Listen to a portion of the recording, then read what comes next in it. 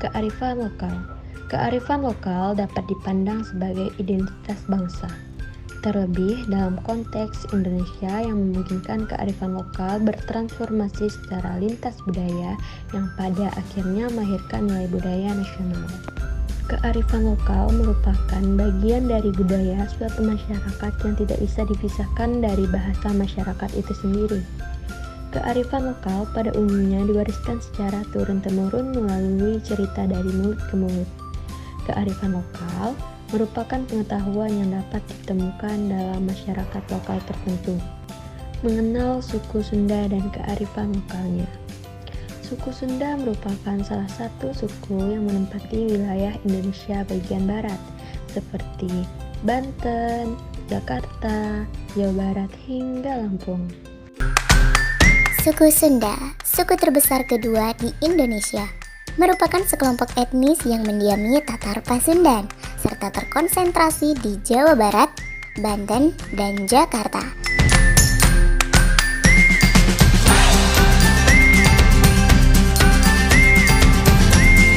Orang Sunda terdiri dari sekurang-kurangnya 15,2% dari total penduduk Indonesia. Karakter yang dianut orang Sunda adalah cager, bager, bener, singer, wanter, dan pintar. Nama Sunda telah digunakan oleh Raja Purnawarman pada tahun 397 untuk menyebut ibu kota kerajaan Tarumanegara yang kekuasaannya mulai surut. Kemudian pada tahun 680, Tarusbawa, seorang penguasa Tarumanegara pada abad ke-14, mengganti nama kerajaan Tarumanegara menjadi Kerajaan Sunda. Bahasa Sunda merupakan bahasa dari cabang Melayu Polinesia. Bahasa ini dituturkan oleh setidaknya 42 juta orang dan merupakan bahasa ibu, dengan penutur terbanyak kedua di Indonesia setelah bahasa Jawa. Bahasa Sunda dituturkan di hampir seluruh provinsi Jawa Barat dan Banten, serta wilayah Barat Jawa Tengah mulai dari Kali Brebes di wilayah Kabupaten Brebes dan Kali Serayu di Kabupaten Cilacap. Dan di sebagian kawasan Jakarta, serta di seluruh provinsi di Indonesia dan luar negeri yang menjadi daerah urbanisasi suku Sunda. Kesenian suku Sunda meliputi seni tari, yang diantaranya terdiri dari tari jaipong, tari merak, dan tari topeng.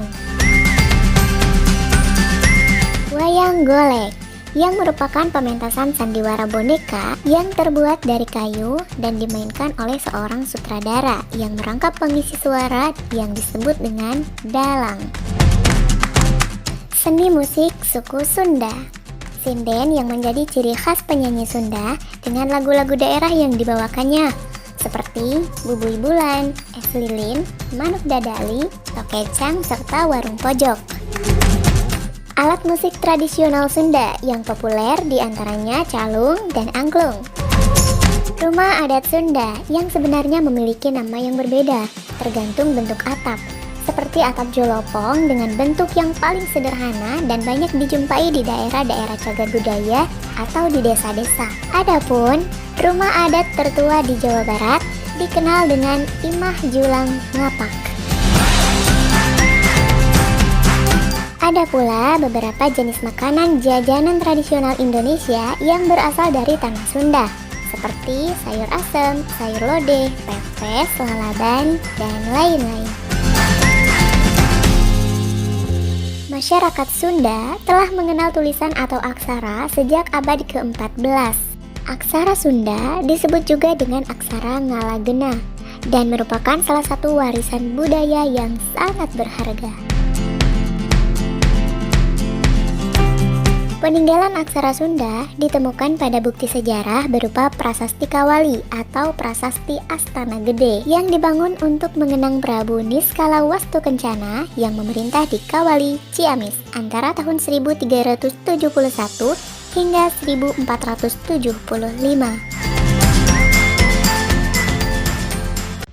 Kearifan lokal yang dimiliki suku Sunda. Kehidupan masyarakat Sunda yang masih terikat pada tradisi adat biasanya cenderung masih sangat terikat dengan alam di lingkungan tempat tinggalnya. Jati diri yang mempersatukan orang Sunda adalah bahasa dan budayanya. Beberapa bentuk kearifan lokal yang ditemukan pada masyarakat Sunda di beberapa tempat diantaranya budaya Somea. Somea merupakan salah satu nilai kearifan lokal masyarakat suku Sunda yang senantiasa dipertahankan. Budaya Somea merepresentasikan brand personality masyarakat suku Sunda. Somea mengandung nilai-nilai kepribadian masyarakat suku Sunda seperti ramah, sopan, dan terbuka. Nilai-nilai tersebut ditransformasikan melalui perilaku komunikasi sehari-hari di lingkungan sekitar yang terjadi secara terencana dan berulang. Perilaku komunikasi tersebut seakan-akan sudah menjadi kebiasaan dan mengkristal di dalam pribadi setiap anggota masyarakat suku Sunda. Budaya Sunda adalah budaya yang memang berkembang dan menetap di dalam masyarakat Sunda. Budaya Sunda dikenal sebagai budaya yang menjunjung tinggi sopan dan santun. Lazimnya, karakteristik dan kepribadian masyarakat Sunda dikenal sebagai masyarakat yang ramah tamah, murah senyum, lemah dan lembut, periang, serta sangat hormat kepada orang tua. Orang Sunda mengajarkan sebuah pandangan hidup yang sederhana namun penuh makna. Mereka hidup dengan menjunjung tinggi nilai-nilai kekeluargaan, kesopanan, dan gotong royong.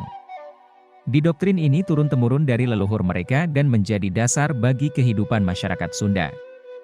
Dalam hidupnya, orang Sunda selalu memegang teguh filosofi, ngahiji rasa, ngalaten keun pituduh. Mereka mengajarkan untuk selalu merasakan dan memahami perasaan dan pikiran orang lain sebelum menilai atau menghakimi mereka. Dalam setiap tindakan dan perkataan mereka senantiasa mempertimbangkan efek yang akan ditimbulkan kepada orang lain. Suku Sunda memiliki slogan sekaligus menjadi filosofi hidup masyarakatnya, yaitu, Somea Hade Kaasemah, berarti ramah, bersikap baik, menjaga, melayani dan menjamu, serta menyenangkan semua orang. Hal itu yang menjadikan bentuk pengaplikasian masyarakatnya pada setiap perilaku dan tindakan interaksi atau komunikasi, baik di lingkungan setempat maupun luar. Ciri khas masyarakat Sunda dalam melakukan interaksi dan komunikasi antar sesama seringkali menggunakan bahasa punten dan mangga. Istilah punten sendiri memiliki arti kerendahan hati, sementara istilah mangga merujuk pada bentuk mempersilakan, penawaran, ajakan, serta permohonan. Lantas filosofi dan ciri apa saja yang dimiliki orang Sunda dalam hidup? Upacara Serentahun. Upacara Serentahun digunakan oleh masyarakat Sunda agraris untuk meminta keselamatan hidup dan ungkapan rasa syukur atas pemberian Tuhan berupa tanah yang subur dan hasil pertanian yang melimpah. Ungkapan syukuran disimbolkan dengan penyerahan berbagai produk pertanian yang dihasilkan terutama padi. Budaya Serentahun yang berasal dari Kabupaten Kuningan, atau yang sering kita kenal sebagai Kota Kuda, tepatnya di Desa Cigugur. Teman-teman tahu nggak sih, kalau ternyata kebudayaan ini merupakan salah satu kebudayaan tertua di Kota Kuningan loh. Kebudayaan Serentahun merupakan salah satu upacara yang dilakukan oleh masyarakat Desa Cigugur. Kebudayaan ini dilakukan sebagai ungkapan rasa syukur dan doa masyarakat Sunda atas suka duka yang mereka alami, terutama di bidang pertanian selama setahun yang lalu dan tahun yang akan datang. Serentahun dilaksanakan setiap tanggal 22 bulan Rayagung sebagai bulan terakhir dalam perhitungan kalender Sunda. Selain ritual yang bersifat sakral, digelar juga kesenian dan hiburan. Dengan kata lain, kegiatan ini merupakan hubungan antara manusia dengan Tuhan dan juga dengan sesama makhluk hidup. Upacara Serentahun diawali dengan upacara ngajayak atau menjemput padi. Ngajayak dalam bahasa Sunda berarti menerima dan menyambut. Kemudian dilanjutkan dengan upacara penumbukan padi sebagai puncak acaranya. Penumbukan padi pada tanggal 22 Rayagung memiliki makna tersendiri. Padi yang ditumbuk pada puncak acara ini sebanyak 22 kuintal dengan pembagian 20 kuintal untuk ditumbuk dan dibagikan kembali kepada masyarakat, dan sisanya digunakan sebagai benih. Upacara Serentahun yang menjadi objek utamanya adalah padi. Padi dianggap sebagai lambang kemakmuran khususnya untuk daerah Cigugur ini sendiri. Hal ini disebabkan oleh berbagai kisah klasik sastra Sunda, seperti kisah Puah Aci Sang Hyang Asri yang memberikan kesuburan bagi petani. Puah Aci atau yang lebih dikenal dengan Dewi Sri merupakan tokoh yang telah melegenda dan memiliki daya tarik tersendiri bagi masyarakat agraris, khususnya Tatar Sunda. Selain itu, teman-teman juga perlu mengetahui apa yang menjadi ciri khas dari kebudayaan ini, yaitu 1000 kentongan. Ciri khas ini merupakan hal identik sekaligus acara penutup dari seluruh rangkaian kegiatan budaya yang telah dilakukan. Lebih dari 1000 orang yang terdiri dari masyarakat serta seluruh peserta pendukung acara Seren Tahun pergi menuju Paseban Tri Panca Tunggal. Ditutup dengan 10 orang rampak kendang. Rangkaian acara dimulai dengan pukulan induk oleh ketua adat, kemudian diikuti oleh ribuan peserta lainnya. Tata lingkungan Kampung Cikondang. Orang Sunda memiliki pandangan, manuk hiber ku jangjangna, jalma hirup ku akalna, jawadah tutung biritna sacarana, yang artinya menghargai kebiasaan orang lain walaupun kita dengan orang lain itu berbeda. Setiap makhluk memiliki caranya guna melangsungkan kehidupan. Pandangan tersebut mencerminkan kemampuan manusia dalam menyelaraskan kehidupan dengan alam lingkungannya. Pandangan hidup seperti itu antara lain tercermin dalam kearifan lokal masyarakat Kampung Cikondang, Kabupaten Bandung. Terletak di Desa Lamajang, Kecamatan Pangalengan, Kabupaten Bandung, Kampung Adat Cikondang diperkirakan sudah ada sejak awal abad ke-16. Di tempat seluas 3 hektar ini, sisa-sisa peradaban suku Sunda di masa lampau masih bisa dijumpai. Salah satunya adalah rumah adat yang telah berumur 360 tahun. Rumah adat Cikondang memiliki dimensi panjang 12 meter, lebar 8 meter, dan tinggi 3,5 meter. Bangunan ini merupakan rumah panggung yang terbuat dari bambu, memiliki atap dari ijuk, dan menghadap ke posisi utara. Rumah adat ini menjadi peninggalan satu-satunya yang tersisa setelah terjadinya kebakaran besar yang melanda Kampung Cikondang pada masa kolonial. Kalau dulu ya, saya ingat Bapak gitu. Jadi di Kampung Cikondang itu rumah sekitar tahun 51, 54 hanya 40 rumah. Dan tahun 42 kebakaran habis semuanya. Ya, bangun lagi 40 rumah udah jadi lagi secara gotong royong. Yang tidak kebakar yang satu. Nah, kakek saya amanat kepada Bapak. Kalau istilah bahasa Sunda mah kalau panjang tidak boleh dipotong, kalau pondok pendek tidak boleh disambung. Maknanya isinya, bentuk, ukuran rumah adat ini tidak boleh dirubah, tapi direnovasi bisa lah. Tidak hanya rumah adat yang terjaga keasliannya, Kampung Adat Cikondang juga masih melestarikan ritual adat. Salah satu ritual utama adalah ritual pergantian tahun yang dilaksanakan setiap tanggal 15 Muharram. Di rumah adat mah ya tiap Muharram. Udah 360 tahun berdirinya ini rumah adat. Gak pernah berhenti. Nah, kalau dulu ritual kalau bikin tumpeng 3 cukup. Kalau sekarang sampai 220 tumpeng habisnya. Sampai ayam juga habisnya 100 ekor. Kenapa sih? Karena kalau dulu hanya 40 rumah cukup. Kalau sekarang udah 340 suhunan di 2 RW ini. Di kawasan Kampung Adat Cikondang juga terdapat hutan larangan yang dianggap sebagai tempat keramat. Hutan ini dulunya merupakan tempat menyembunyikan benda pusaka dan tidak sembarangan orang bisa memasuki hutan ini. Namun sekarang, hutan larangan sudah bisa dimasuki pengunjung asalkan mengikuti aturan yang sudah ditetapkan. Ada beberapa aturan yang harus dipatuhi ketika ingin memasuki hutan larangan ini. Salah satunya adalah harus membuka alas kaki dan juga harus melangkahkan kaki kanan terlebih dahulu ketika memasuki hutan larangan. Kampung Adat Cikondang hanya bisa dikunjungi setiap hari Minggu, Senin, Rabu, dan Kamis. Saat ini, Kampung Adat Cikondang telah menjadi cagar budaya dan dilindungi oleh pemerintah. Budaya Pamali Kampung Kuta Ciamis. Pamali adalah suatu aturan atau norma yang mengikat kehidupan masyarakat adat yang berkaitan dengan sumber daya air. Sumber daya air yang ada di dalam hutan keramat tidak dimanfaatkan untuk keperluan sehari-hari karena terdapat pamali. Adanya budaya pamali dalam pengelolaan hutan keramat terbukti menjaga kelestarian ekosistem di dalamnya, sehingga sumber daya air yang ada di dalamnya juga terjaga dengan baik. Kampung Kuta merupakan salah satu kampung adat yang masih bertahan hingga kini. Kampung Kuta terletak di Desa Karang Paningal, Kecamatan Tambak Sari, Kabupaten Ciamis.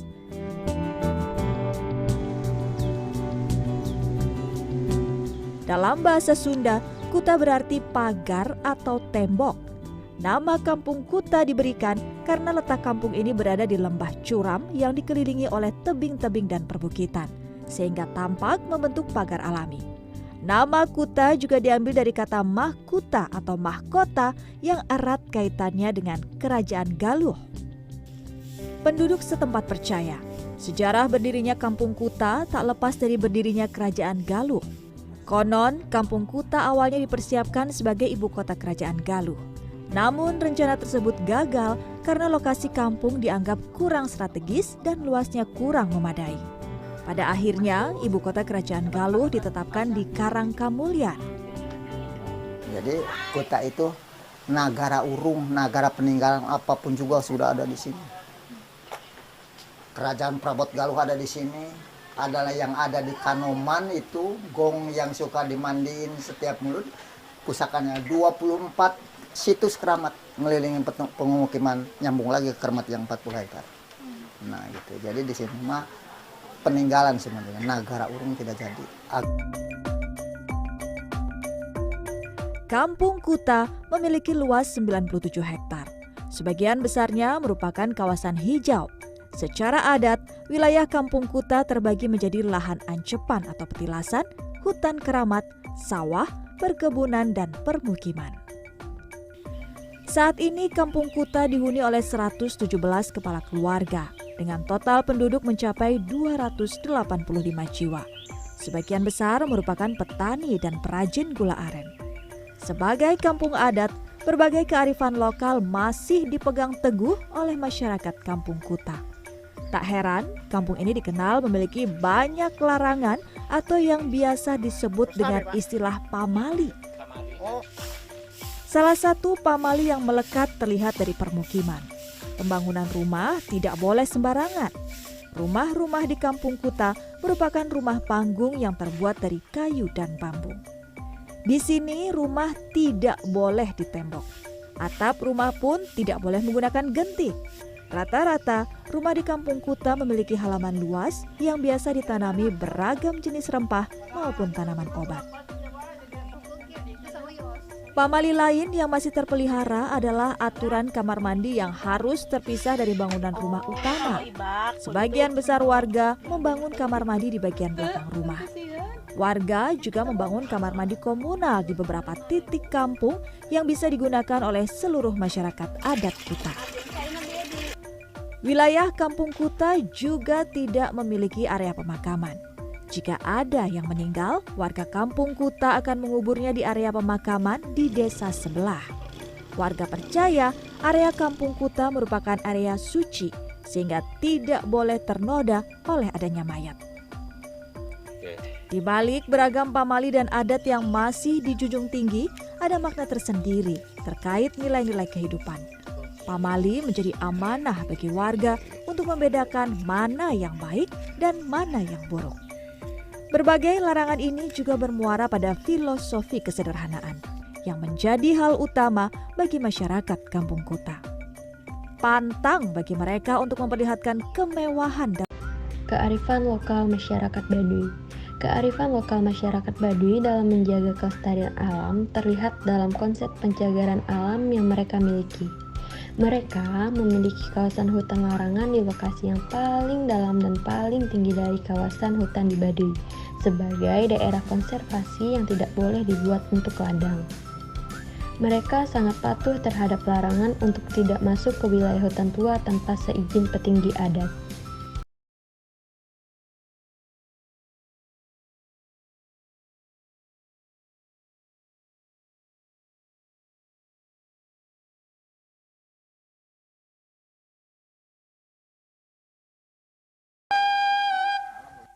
Masyarakat Baduy atau sebutan lain bernama Urang Rawayan atau orang Kanekes, merupakan salah satu suku yang hidupnya masih terasing atau mengasingkan diri dari keramaian dan tidak mau tersentuh kegiatan pembangunan.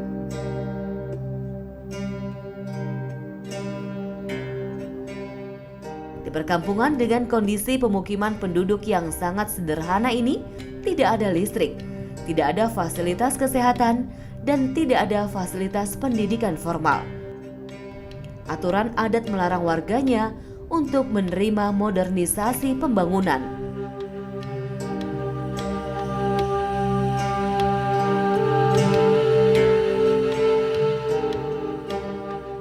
Untuk mencapai ke lokasi pemukiman pun hanya bisa ditempuh dengan berjalan kaki melalui jalan setapak tanpa pengerasan. Masyarakat Baduy sangat patuh terhadap norma dan aturan adat dalam menjalani kehidupannya. Aturan adat dan norma warisan masa lalu dipercaya dapat memberikan kebaikan jika dilaksanakan dengan baik.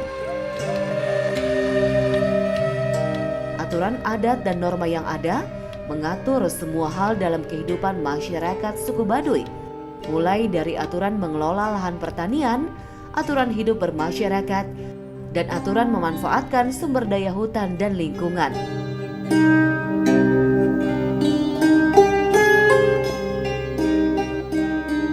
Di Baduy pun terdapat 4 konsep larangan dari buyut yang berisi gunung temenang dilebur, lebak temenang dirusak, lojor temenang dipotong, pendek temenang disambung. Artinya, gunung tidak boleh dihancurkan, lembah tidak boleh dirusak, panjang tidak boleh dipotong, dan pendek tidak boleh disambung.